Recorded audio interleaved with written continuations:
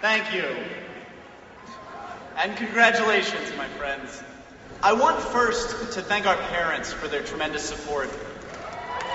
Without them, we would not have been able to accomplish what we celebrate today. I know I echo every graduate here when I say to my father, Chris, and my stepmother, Pat, thank you.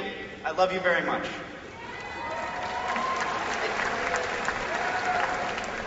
If I could thank each of our parents in their first language, I would, but I only have one other, so I will settle with that. Quisiera felicitar a todos los padres por sus esfuerzos y apoyo.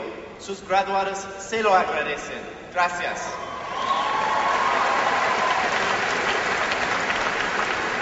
I also want to thank the faculty for their inspiration and guidance, and the administration. Without those whose tireless work, this would not be a great university. I want to thank especially, though, UCLA's staff, those who have maintained the grounds, cleaned our classrooms and our restrooms and our dorms, and cooked our food.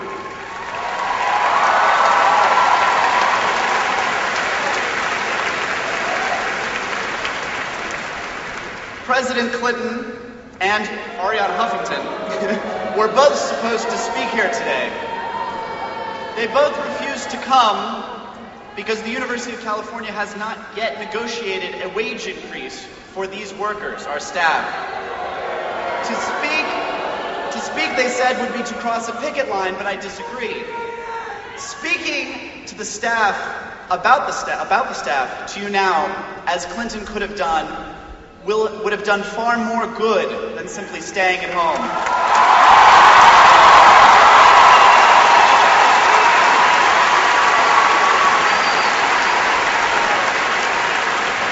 And so I will say what he should have said here today. Without our staff, we would not have a university. They deserve market wages and a good faith negotiation from the university.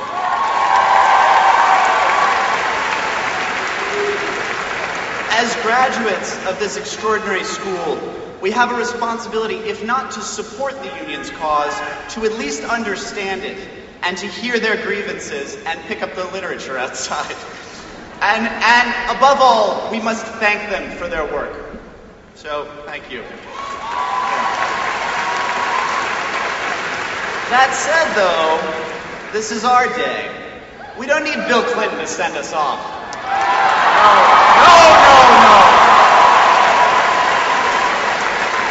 We've got each other, right? We've got our friends, our families, our professors, and all of our tremendous accomplishments. And we are indeed leaving behind quite a legacy.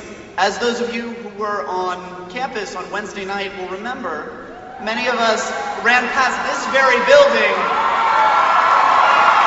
stripped, nearly nude in our undies, in order to dance in Royce's main quad.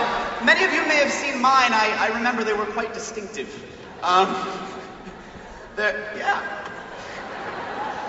There are also, though, shall I say it, a more sober set of traditions that we leave behind. In the winter, for instance, Dance Marathon, a student-initiated endeavor in its 7th year, raised more than $380,000 for pediatric egg research. That's a record. Our service groups, such as MECHA, the African Students Union, and the Community Service Commission, all of whose members I've known, and other groups, have all valiantly served Los Angeles, mentoring students in the city's worst schools and prisoners in the county's worst jails, and always fighting for the rights of those who are so often ignored. These traditions, some new and some old, some of service and some of glee, are all tied together by a simple belief. A better world is urgent and it's possible. When we UCLA students see something that needs change, be it an acute lack of nakedness in Westwood or crumbling schools in South Los Angeles, we fight for that change, and we fight for it with our greatest asset, our creativity. And that's what I want to speak to you about today. We've spent our years here creating, painting the campus and the city and the world as we've known it, like a canvas with our imaginations. What we've built is tremendous.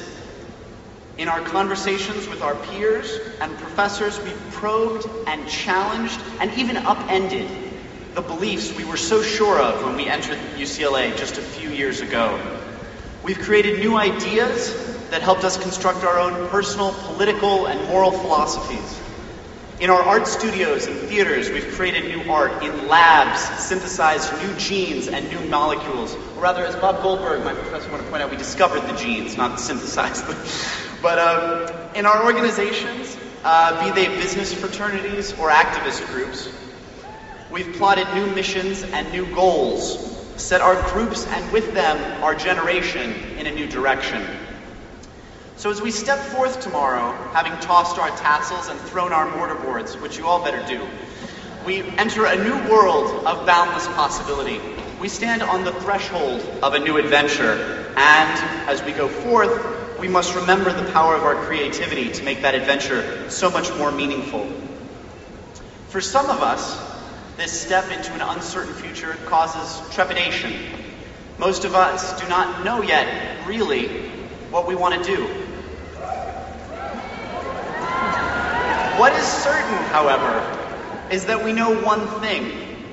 We know what John Steinbeck called in The Grapes of Wrath, the last clear, definite function of man. That we, man and woman, a more politically correct John Steinbeck would have said, we, man and woman, have muscles aching to work and minds aching to create beyond the single need. This is man, he wrote, and this is us, the class of 2008.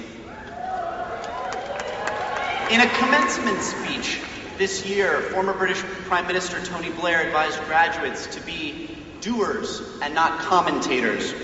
Those student leaders who felt the sting of my own commentary in the Daily Bruin might think that this is a piece of advice particularly well suited for me. But I think that advice is well suited for all of us, myself included. It is easy to create an idea, a comment, as Tony Blair called it, to jot it down, to share it with a friend, to advise another to take it on. It is another thing entirely, however, to forge something of that idea. We must be creative in our thinking, but also do the work to make our thoughts, ideas, and dreams a reality. And so, friends, keep your creativity sharp and alive. Stay always working hard to understand your world in a different way, to build something, whatever it is, an idea, a business, a social movement, just something new. Be bold, be ambitious, and never, ever give up. And with that, I leave you here on this waning summer evening.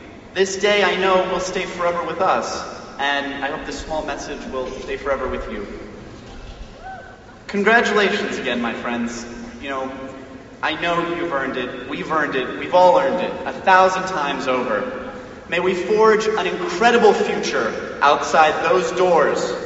I have a feeling that we will. Thank you very much.